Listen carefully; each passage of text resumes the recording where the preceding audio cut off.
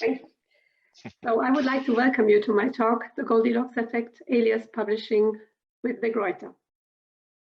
My name is Karen Sora. I'm Vice President, Science, Technology, Engineering, Mathematics for the German-speaking markets at De Gruyter in Berlin. By training, I'm a chemical engineer and programmer, but spent most of my professional life in publishing with VCH, with Wiley VCH, with Wiley, with Springer, and the past 10 years for De Gruyter. So I'm here to motivate you as a chemical engineer to also put your research and your knowledge on paper by publishing in a book. And now to my presentation.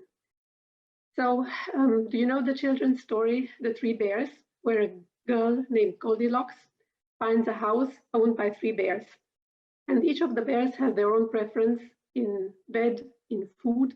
And while Goldilocks tests it, she finds one of them too much in one extreme, so too hot or too big. The other one too much in the other extreme, like too cold or too small. And only one is just perfect. And this just the right amount of something is used in many sciences and coined as the Goldilocks effect, and also to publishing with De Gruyter. Due to our size, we are just right. We are small enough to be flexible and still personal. So we have an individual approach to our authors, and authors will receive the personal support the entire way. And on the other hand, we are big enough to invest in technological development. So meaning we have everything the bigger publishing companies also have, but we are there for our authors. So why would one publish with us? We are fast. We publish around 4 months from the submission of the manuscript. We provide quality. We have the individual approach to our authors, and we publish in different formats and in different publishing models. So you can find everything you find with other publishing companies, you also find with us. Let me tell you a bit more about De Gruyter. De Gruyter is an independent scholarly publisher, founded 270 years ago. We have a large portfolio of books. We publish 1,600 books and 800 journals every year. We have offices in Berlin, Basel, Boston, Munich, Beijing, Warsaw, and Vienna. We have over 350 employees and also over 20 international publisher partnerships, meaning, for instance, the whole Ivy League publishes and distributes their ebooks on our platform. And we have the largest, one of the largest open access portfolios in books worldwide. So what does science, technology, engineering, mathematics at De Gruyter mean? It means, of course, we publish in mathematics. We publish in technology, which in this case is computer sciences and engineering. And engineering here would be electrical engineering, mechanical engineering. And then, of course, interesting to the audience of this conference would be the physical sciences. And here we have a beautiful portfolio in chemistry, industrial chemistry, chemical engineering, material sciences, and physics. If we have a look at the distributions of our authors, so you can see we are quite uniformly distributed across the areas. The blue shaded parts of the pie are the German-speaking countries, namely Germany, Switzerland, Austria. The yellowish parts of the pie are from the Asian Pacific region, the reddish Americas and Canada, and the green shaded areas are the Europe, Middle East, Africa. But if you have a look at the area as a whole, it's quite a uniform distribution, so we are a truly international publisher. Are you interested in scientific writing? We are here to help you becoming an author. So whenever you have an idea for publishing content, contact us. We will definitely find the right format for you. So why would you write a book? It gives your teaching material a permanent home. It puts teaching ideas into something everyone can benefit from. Why not communicate your research to a non-expert audience? It raises your profile as a lecturer and it makes you famous. I had that a few times in my career, and it's fun to see, to approach people the first time and then they become famous through their books. So how does it work? You discuss the idea with one of the acquisition editors. In the physical sciences, you find the names listed below. You submit a proposal. We will provide you with a template. Then you write 150 to 350 pages, and ta-da, you will have a beautiful book like the ones you see on the left-hand side, where many of your colleagues already published with us. We have a very nice portfolio in the chemical engineering sciences. We have flexible publishing options. So once you have an idea, contact us. We will find the right outcome for your content. We have different series. For instance, the DGS series, left-hand side, already has 800 volumes. It's basic textbooks in the German language. Then we have the graduate series, which comprises 500 volumes.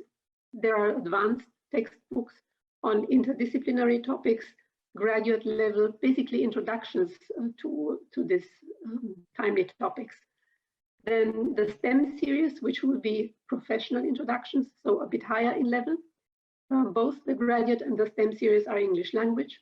And then, of course, we publish monographs, reference works, encyclopedias, everything the other publishing companies do as well. And these are targeted towards the library market. So the level, as you can see, grows from the left-hand side to the right-hand side. So from the idea to publication, we are with you. From the very first idea to the publication and beyond. The red dish bullets represent the support of the editorial office. The bluish ones, the support of the production department. And then afterwards, everything and everybody puts their efforts together to make the best of the published book. So what happens after publication? We provide international distribution. We provide online sales.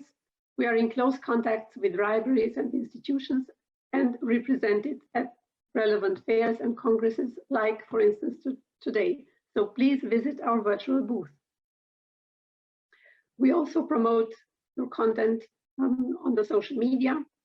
We actively do that. We tag the authors and engage in the community. Our Twitter account is called FISSCI. And how can you support your work? It's not enough to write, you also need to be found.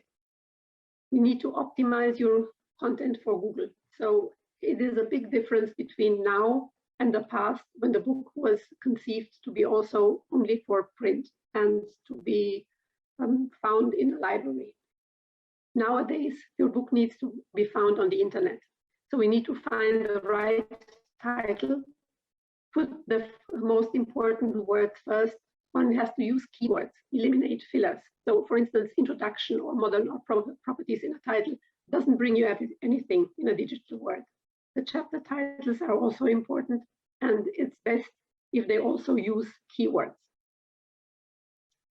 A strong author profile helps.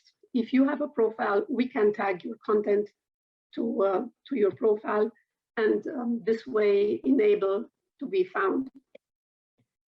And of course, it would be good if the authors also use social media like Twitter, LinkedIn, Facebook, blogs, or personal websites, when we can relate the book to their own social media profiles. Another thing that is very important is the Amazon rank. So it is important you find colleagues who will provide testimonials or reviews, and it's important to post these reviews on Amazon. The Amazon rank is used to place your book on Amazon.com, but also used with other distributors. And you know that past page 3, your content is very difficult to be found. The Amazon rank gives an overview of how many copies are sold per year. So the ideal rank for a scientific publication would be 500,000, as you can see right-hand side. And the Amazon rank is an algorithm between sales, number of unique sales, number of views, and latest activity. So how to make your work count for more? We will give you simple, practical, and clear tips. The acquisition conversation is very important. We need to find the ideal team, the ideal title, target group, and time frame. So It's all about the conversation between you as an author and us. You are the expert on the science, we are the experts in publishing, and we will find the right formula for your content. Just to give you an example, how important the title is. The longer a title meanders, the more specialized will the content be, the more narrow the target group. So I would recommend for a book like 3 to 4 words maximum in the title. Even if this sounds very simple, it is important. The important keywords for a Google search should come at the beginning. Avoid adjectives like new and modern in a book title. And here I could give you some examples of how don't. Thermochemical aspects of combustion in high energy materials. Here the important words come at the end, plus it is much too long. So my recommendation here would be high energy material main title, subtitle, thermochemical aspects of combustion. Another example, principles and applications of green chemistry. Again, the important stuff comes at the end, green chemistry. It should be green chemistry main title, principles and applications in the subtitle, if you don't find anything more appropriate in keywords. Or new concepts in material science. This title has an expiration date. In 3 years, the new concepts will not be new anymore. And then, for instance, 100 must-known mechanisms, it's too unspecific. Mechanisms of what? So choose the title carefully. It will affect the success of your book. And it's always important to talk to us because it's like having a baby together. So we need to find the best data. Any questions? I'm very much looking forward to talk one-to-one with you on your next book project. And now I would like to give you a quick overview of our forthcoming books. So in 2021, we have these beautiful titles to come out or all just published. For instance, we have in October, planned for October, 2nd edition of Load Chemistry. And the audience of this conference probably knows the author Darvas, Dorman, Hessel, and Ley. They are renowned in their subject area, and I'm happy to present the 2nd edition of this work. We just published 3 volumes on hydrogen, which is very important, and we have the ultimate overview of this subject area. Please visit our booth, and then you can find out more on this major reference work. We just published 2 volumes on membrane systems in the food production. And here again, we have a very nice portfolio. We have applications of membrane in many other subject areas, probably the most timely portfolio on membranes. If you are involved in nanotechnology, then I think it's about time to start thinking about the ethics of the subject area. We just published 2 volumes and a handbook on this topic. And last but not least, we will publish in January an encyclopedia of dyes and pigments, which is also a major reference work brought together over many years by authors and editors, and I'm very proud to have this in the program. We have several publishing models. We publish in open access, provided there is funding. We provide also subscription-based when individual subscriptions are needed. And then also hybrid, meaning that only the articles which have funding are published open access, and they're published open access on the author's request. The rest will be subscription. And then at the end, I would like to mention that we also have beautiful journals. For this audience, especially important reviews in chemical engineering, or the International Journal of Chemical Reactor Engineering, or Pure and Applied Chemistry. These are subscription journals which publish with us. We also have a good portfolio on open access journals for this audience, green processing and synthesis, or for instance, e-polymers, nanotechnology reviews. These would be open access journals that come with the funding. So remember, you, the author, are important to us, and we publish, if you publish for the De Gruyter, we will support you and appreciate you before, during, and after our collaboration. And with this, I would like to finish my talk. Thank you very much, Karin, for this inspiring talk and giving an inside view into the publishing company, what is important and what are the main drivers. First of all, there's a question. I will start with this from Petr Klusum from the Academy of Science in Czech Republic, and he wants to know what is the typical or usual minimum number of copies for De Gruyter publishing books regarding to cover the publishing costs and of course some profit. Can you give an estimation about this? So yeah, in the publishing business, normally we now don't have a huge warehouse. Every book that is published in print and electronically. And nowadays we make like 60–70% of our revenues from the ebooks, meaning it's not so important to have the print books in our warehouse. And we are selling ebooks probably over 10 years. Nevertheless, the market perceives a book as new only about 3 years. So every 3 years, if it makes sense, we publish a new edition so that there is like a sort of an update of the content so that the audience has the impression it's a quality stamp and the content is still up to date. But normally we publish in print for a first year, and this first year should cover our production costs. And here the print runs depending on the format of the book. Of course, with textbooks, we expect to sell a few thousands, whereas in monographs, which are for the library market, we normally publish around 200. But if the book works out well, we make a reprint, which not even us, not even we notice, because we simply fill our store again so that we don't run out of copies, of print copies. Okay, thank you. So we minimize the risk and print only for 1 year, and then we'll see. Okay, thank you. So the number of needed copies depends very much also on the format you publish. Okay. Yes, yes, because of course in a textbook where we have many color pages, or we have to use a special paper or a special cover, production costs are higher, but we also the list price is lower, but we also expect to sell a lot more copies. Okay. I got a personal question. You mentioned you give support to authors in how they write, how they also for the title, and if I'm a successful author, I get famous. You mentioned. Do you also help authors in how they write their scientific publications? How to write that everybody can understand it, or how do you do this? Are there training courses, or is it on jobs training? How do you do this?